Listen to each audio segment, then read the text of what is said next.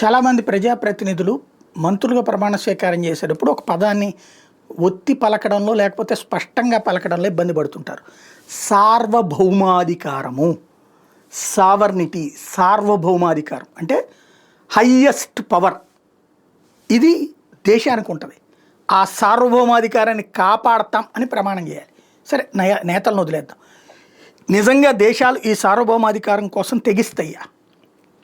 ఇప్పుడు ప్రపంచంలో ఉన్నటువంటి దేశాలట ఎక్స్పర్ట్లు చెప్తున్నటువంటిది ఏంటంటే 5 దేశాలు తమ సార్వభౌమాధికారం కోసం నిలబడుతున్నాయి. అందులో number 1 America, number 2 China, number 3 India, number 4 Russia, number 5 Iran. ఈ 5 దేశాలే తమ సార్వభౌమాధికారాన్ని ఎదుటి వాళ్ళకి తాకట్టు పెట్టడానికి సిద్ధంగా లేవు.